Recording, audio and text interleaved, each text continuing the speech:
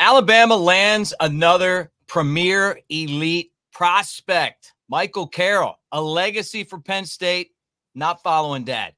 Coming to the capstone, we're going to talk about him picking Alabama over Georgia, Michigan, and the Nittany Lions. The next guy, according to our buddy Andrew Bone, could be offensive tackle Mal Waldrep, predicted to go to Alabama. A lot of momentum for this class. Where do they stack against the rest of the country? I thought Kalen DeBoer was the next Brian Harsin. We're going to get into that and more right here on the Bama Tailgate YouTube channel. Like and subscribe. Give us a thumbs up. Get in there in that comment section and tell us what you're thinking. And a hearty roll tide to you. And look, share with your friends, man. If you guys like the show, if you like hanging out and talking Alabama football, tell your Bama friends about us. I'm just trying to make sure that Big Elmo is able to pay his bills. Roll tide, everybody.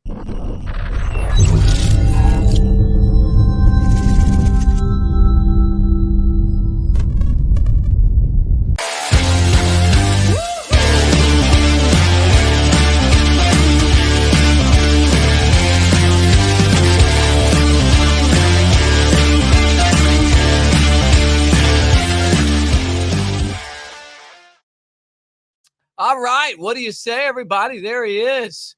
Big, sexy Elmo.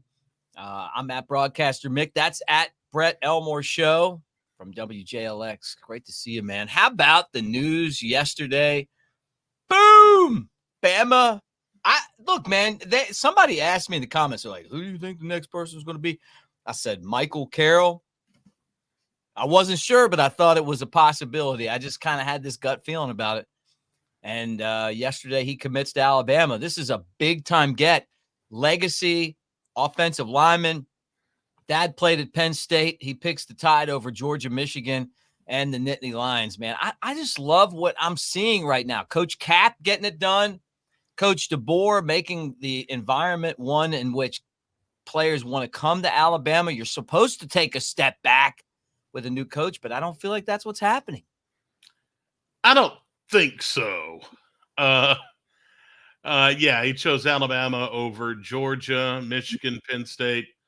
He officially visited Georgia last weekend, over the weekend, and last weekend, and then he was in Tuscaloosa like this past weekend.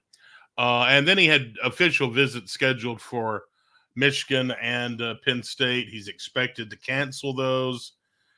He's ranked as the number 27 player nationally, number 2 interior lineman in the country, and the number 2 player in the state of Pennsylvania. Give it up for Big Mike and welcome. Big Mike. I love a guy on the offensive line named Big Mike. That's right. And he's going to absolutely make an impact there, man. This is a big-time get.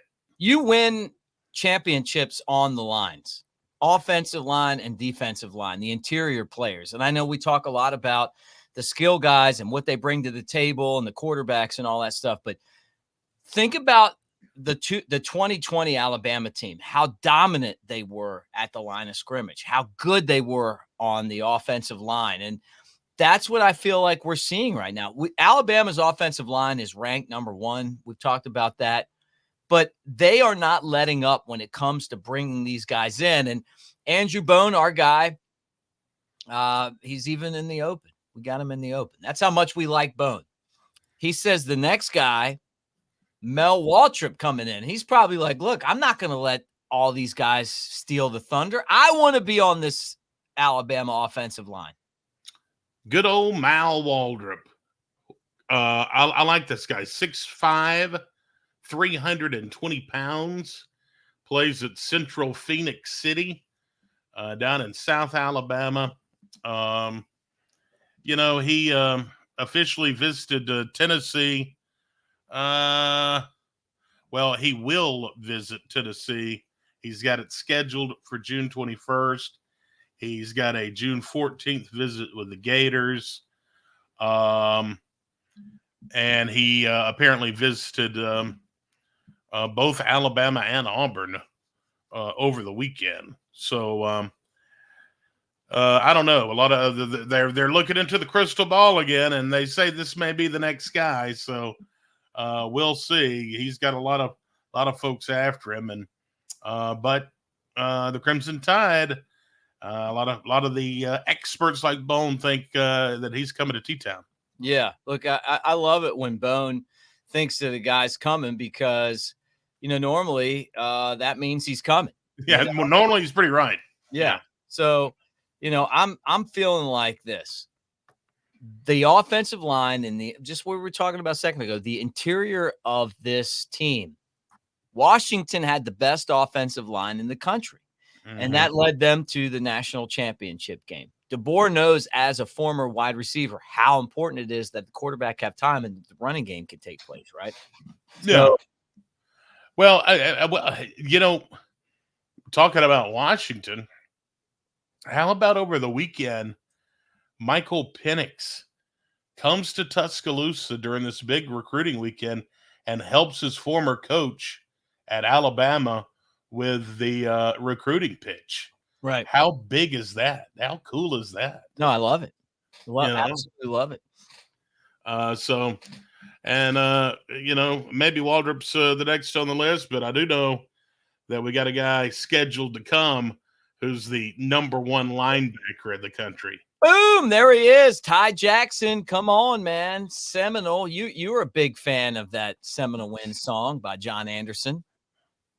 We just blow Seminole Wind right into T-Town again. Right in there. Right into Brian Denny. Right on into Brian Denny. No, he plays for Seminole Ridge down in Florida. 6'1", 200 pounds. This guy's a playmaker too. Just a few months ago, he was named to the 24/7 Sports All-Combine team. They had that national combine. In 2023, in his high school days, he's a three-phase playmaker as a junior there at Seminole Ridge.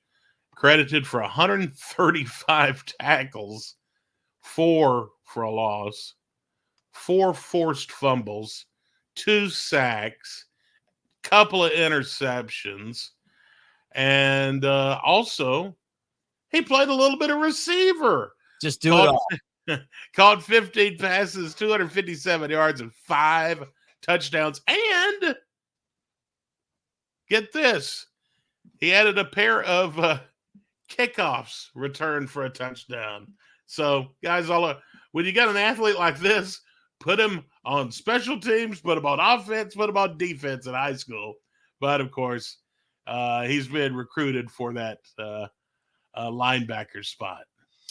All right, this is a tweet that I just read. I'm going to throw this out to you, Brad. Michael Schwirmer, analytics consultant for Nate Oates, told Ryan Fowler that Alabama projects as college basketball's third best team in 20 years. Yeah, I saw that earlier. Woo! There could be some records set in T-Town. I'm excited about the hoops, excited about football. Both coaches are doing an amazing job. Yeah. We've talked about the job that Coach Oates has done. And now with this edition of Michael Carroll, 24/7 has Alabama third nationally, the third best recruiting class in the nation for 2025. So far in the month of June, we're 10 days in the month of June, or 11 days in the month of June.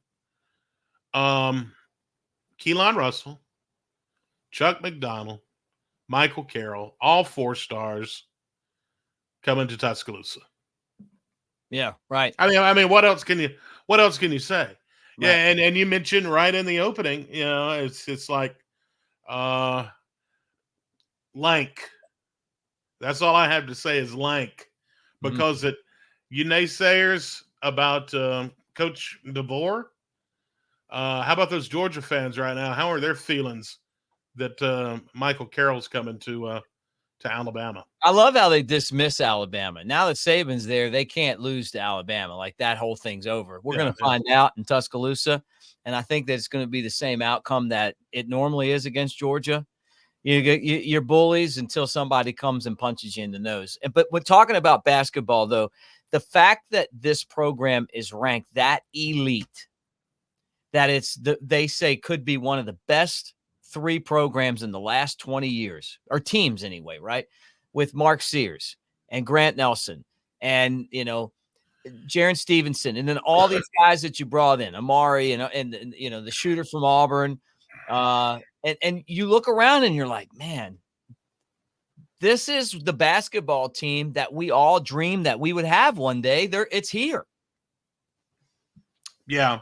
And it just keeps getting better. I mean, it's the Saban dynasty was very, very exciting to follow. It was an exciting time for someone like me who did not get to live through the Bear Bryant years. This was my Bear Bryant, Yeah. Oh, me too. Yeah, and this, I was talking to a guy that works with me at the station, and he's 70 years old, and he lived through Woody lived through the Bryant years. Woody, he got to experience all that, and he told me, he said Coach Bryant was great. He said, but Saban, but I think that Coach DeBoer, this guy's got all the potential in the world to be the next big thing. No doubt about it, guys. If you think he is, swing over to Pearl River Resort and put some money on it, man. Go to the Timeout Sports Lounge and hang out, the sports book at Pearl River Resort. And while you're there, if you bet $50, you get to play Dancing Rabbit, which is the Augusta you can play for $40. And we appreciate those guys so much. That deal runs from April 1st until August 31st. So you're right in the middle of it. And they've got table games and slots. They've got obviously the sports book. They've got the spa. They've got the water park. And then they've got some really great acts coming. Big and Rich and Gretchen Wilson are going to be there. Boys to Men. And I know some of you guys have got in the comment section. I love some Boys to Men. Like, I cannot wait to see those guys harmonize with some of those great songs that we grew up on. But also Rodney Carrington, the comedian, is going to be there. Brian McKnight. Check it out for yourself.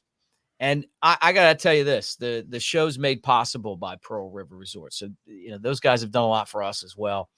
And it's a fun place to go. I go there a lot, and I hope you guys will as well. So check it out. The other thing I want to say is that when we come back from this very short break, Brett takes over. And you don't want to miss that. You don't want to miss what today in history looks like. You want to know whose birthday is today, and then get our, I say very lightly, expert commentary. Very lightly.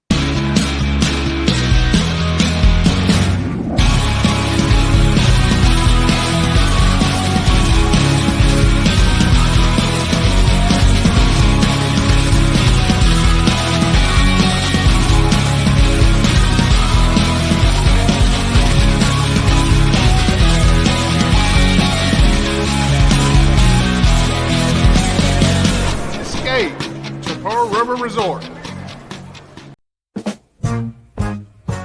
They call him Big Sexy.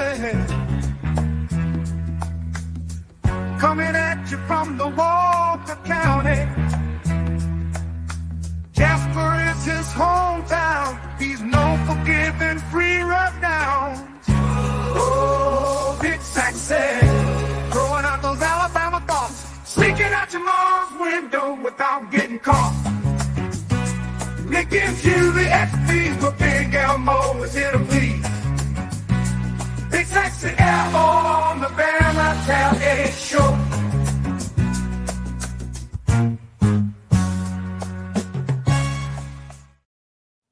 Welcome in. Well, you're pointing in the wrong direction. All right, yeah, here I am. Welcome in. And I want to say, I want to give a shout out to Jimmy Watson, watches us every day in Decatur. Nice guy. I wanted to say hello to him. Appreciate his comments on the show. Very nice. And I also want to thank this guy. Me. Yeah, for a great time. We hung out over the weekend in Sevierville, and I had a very enjoyable time. Mick is probably the fastest walker I've ever met. I am. I'm not Um, gonna deny that. He and it's weird because he's quite possibly the fastest eater I've ever seen too. Everything I do is fast, man. I mean, I was just like, Thanks for that steak, though. Woo! we ate good. Trust me. I probably should have slowed down and enjoyed it a little more, but the Alamo. Yeah, the Alamo there in Pigeon Forge. It was really good. I'm surprised Mick didn't take that bone home that his ribeye was on. Anyway, so good.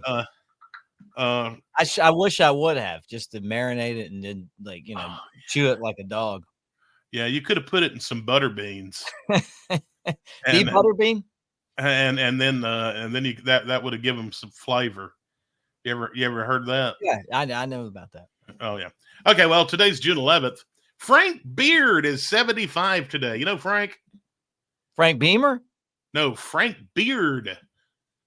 The drummer from ZZ Top. Oh, I know. I went to school at Alabama with the KAs. There were some Beards, but they weren't the drummer for ZZ Top. No. Good guy. I always found it funny that they had the Beards, and the last name was Beard. How about that? Yeah, look, I love ZZ Top though, man. Me too. Southern rock. I've seen them in concert. Like they went on tour with Skinner a bunch of times. Yeah. That when Sharp Dressed Lady and all those that album came out, it was like number one. Sharp Dressed Man. Yeah. Sharp Dressed Man. Did I say Sharp Dressed Lady? Did I just say that? Oh boy. Oh boy. Anyway, great album. Great album. Speaking of Skinnerd, Donnie Van Zant is 72 today. He's a brother of Ronnie and Johnny Van Zant. Does he play in the band? He is he's 38 special and Van Zant. Yeah. So this is the craziest thing is that Ronnie Van Zant was Leonard Skinner. I mean, he's one of the greatest musicians of all time. I mean, go look at how he came up with the lyrics for Sweet Home Alabama or any of the great songs, right? Freebird, all that stuff. He wrote all those. They used to have this place, I guess, somewhere in Jacksonville on a river, and he would just go out and catfish and come up with like the lyrics for those songs. And you can't not, if you love Southern rock music, or you like rock music, you can't not love Leonard Skinner. As an Alabama fan, I mean, we sing Sweet Home Alabama every football Saturday. I mean, everybody does. I don't care if you like that music or not. You love that song because that normally means that you're as about to get whooped when we come to town and we're singing that song, right? Mm-hmm. But so he dies tragically in that plane crash, which he predicted in his dream, which is also an entirely different thing. And his brother just slid right into his role. So they didn't really create new music after that, but his brother carried on the tradition, and that's how we got to see Leonard Skinner, and but Ronnie, if you watch I think it's called Freebird, the Netflix documentary. He could be a guy that, it was great, but he could be a guy that if he didn't like you, Brett, he might go upside your head. Yeah. I know a lot of people like that. Do you? Guys from Walker County. Yeah. There's a few. Joe Montana. Oh, man. I think Joe Montana is still the greatest, man. 68 today. I mean, if you said, okay, we got one game and you get Tom Brady or Joe Montana, I'm taking Joe Montana. And I appreciate Tom Brady and all that, but man, healthy Joe Montana is going to beat Tom Brady.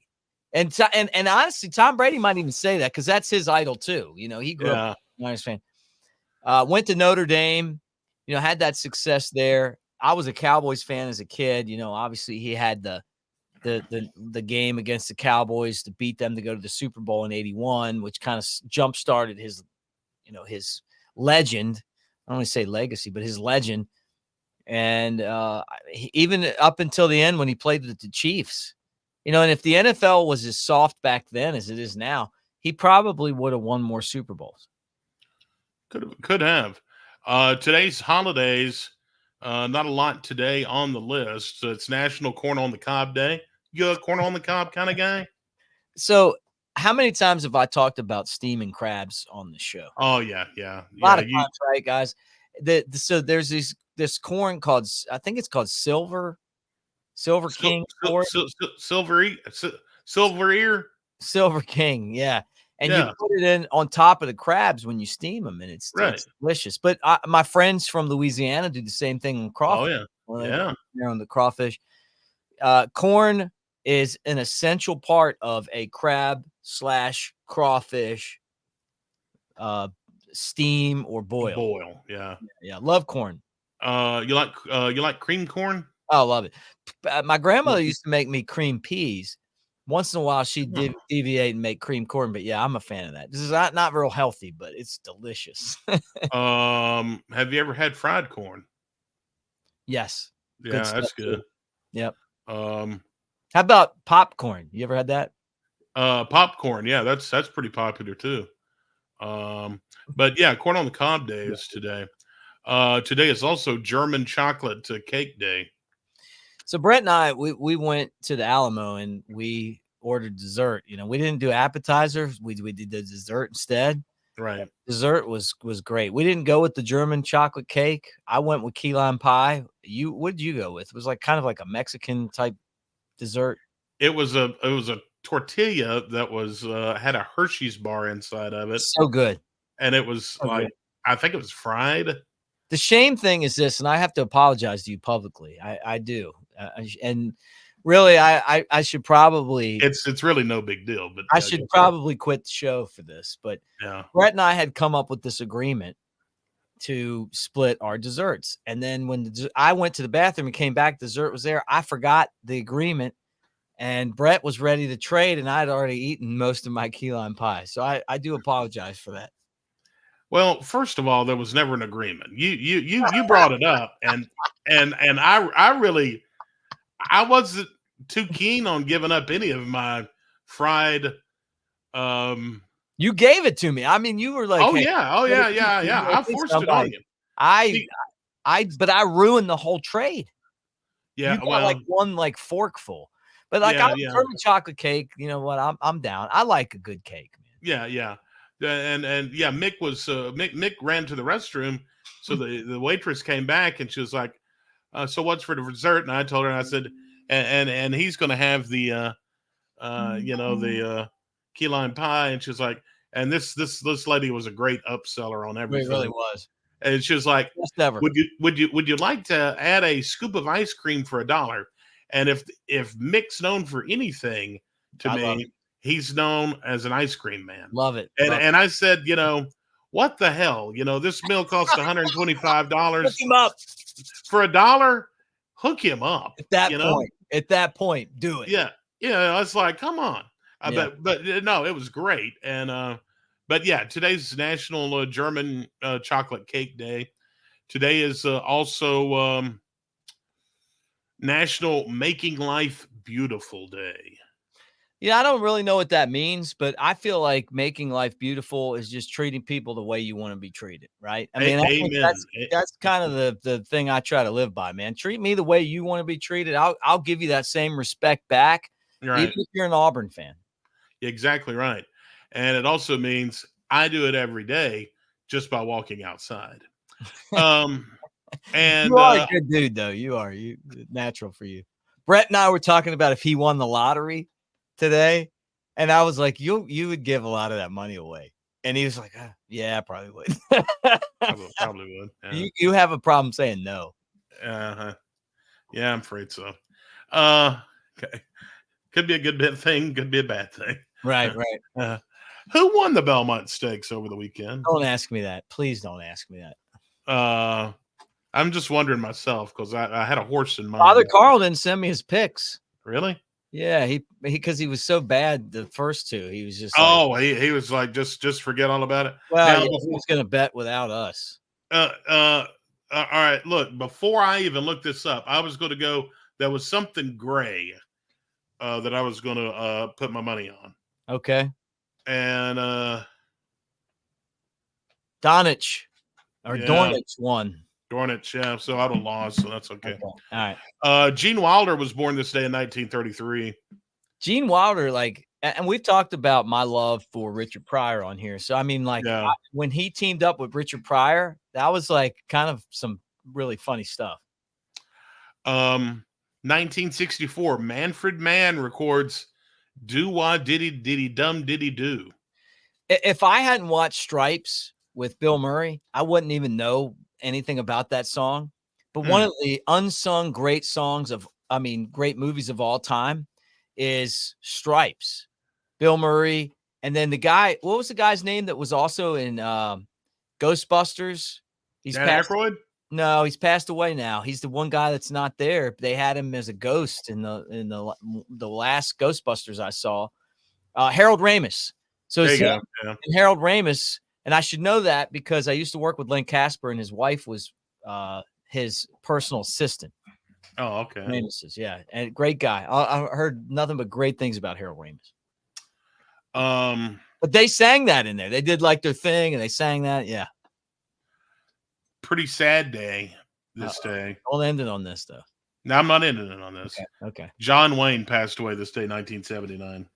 Yeah, and John Wayne, to my dad, John Wayne was the biggest star of all stars. I mean, I'd be driving around with my dad, I'd hear about John Wayne constantly. You know, I mean, I have a son named Jake. No, I didn't name him after Big Jake, the movie, but I'll tell you what, if my dad had been alive when my son was born, he would have called him Big Jake because anything that John Wayne did to my dad was great. He died of cancer. And, a lot of people feel like it's because they recorded a lot of the John Wayne movies where they had tested the nuclear bombs. Yeah. You know that? Yeah, that's I've heard that. And who knows? That could be it. Yeah. 1982, E.T. opened up in theaters. Saw it in the movies, saw E.T. in the movies. I'm still a Reese's Pieces fan from that. It was you talk about hype. I mean, Brett, you probably were too little to remember, but I mean, it was the biggest hyped movie ever. McDonald's had E.T. McDonald's glasses. I wasn't even born. Okay. Well, you weren't even born yet. Well, I was rolling at the movie theater to see E.T. And at the bus stop every day, they were like, "Hey, man, did you see E.T.?" And I was like, "No, I didn't see it yet." So I go in and see it. And I was scared. And look, like this kid's riding on a bike and E.T.'s in there. And now we know that E.T.'s are real. So it's back then we just thought they were like a mythical creature. Now we realize hey, they're there. I mean, we're not riding around on bikes with them, but they might be up there somewhere. Our military's chasing them around. There we go. Let's see. The highest grossing film at the time opened up this day, 93, Jurassic Park. Yeah, I saw Jurassic Park. I think I saw one of them in 3D. Yeah. I still think that there's a possibility that Jurassic Park could really happen because we're getting to the point now where we could probably create dinosaurs from DNA. Yeah. And I just don't want to be the guy taking a dump and having a Tyrannosaurus Rex just reach right into the porta potty and pull me out. We are getting way out there now because it's now first it's the aliens. Now you want to recreate the dinosaurs. I know. Look, man. If it was Mixed World, we'd be living in a weird one. I'm telling you. I'm sorry. I'm hardy. Right. I'm trying to make people laugh. Right. No, it's great. This day, 2002, we'll end on this note. American Idol premieres. Yeah, that's the crazy thing about American Idol is that gives you an idea how long I've known my wife, because the first season was on in her apartment. One of the first times I went over there to hang out with her, she lived at Stone Creek in Tuscaloosa, and I was like, "What is this crappy show?" And it was like Ryan Seacrest and then the Duffeldorf guy or whatever, and they were both like the guy, and I never remember watching going, "Yeah, this show's not going to last." Yeah, shows you what I know. Still, it has lasted a long time and still going. Where's Ruben Stutter? I mean, like, all we see is we see the other guy all the time, Bull's buddy. What was the Clay Aiken? No, no. The other guy that sings like the white Taylor Hicks. Taylor Hicks. We see Taylor Hicks everywhere, but we don't see Ruben Stutter in the 205. I want Ruben Stutter to come on the show. Where are you, Taylor Ruben? Hicks, both of them. Actually, I'd love both of them. Where are you, Taylor? Where are you, Ruben? Come on, man. Come on. Yeah. And I'll tell you where I am. Finally back in my home studio again. And Jake Coker just walked in. So I've got to do another show. So once again, I get kicked out. Get out of here, man. Now, great job, buddy. Great job. And thank you again. I mean, from the bottom of my heart, that steak dinner on you was amazing. Not only was the food great, but when they handed you the bill, I was like, oh my God, is this really happening? Well, I was going to buy, I was buying lunch the day before, and it took so long they comped our meal. They did. And I was like, well, yeah, there was your lunch for the day. There you go. No, man, it was great. Like you said, it was great hanging out with you and having a good time. And you guys are going to have the treat of us two out in Vegas doing shows coming up next month. Yeah, it's going to be great. Oh, that goes. Well, thanks for hanging out. Hey, Brett, tell everyone how they can listen to your radio show. WJLX1015.com, all the major streaming apps. You can listen on 1015 in the Walker County area, 1025 HD3 in North and Central Alabama. Come on and join me. All right, roll Tide, people.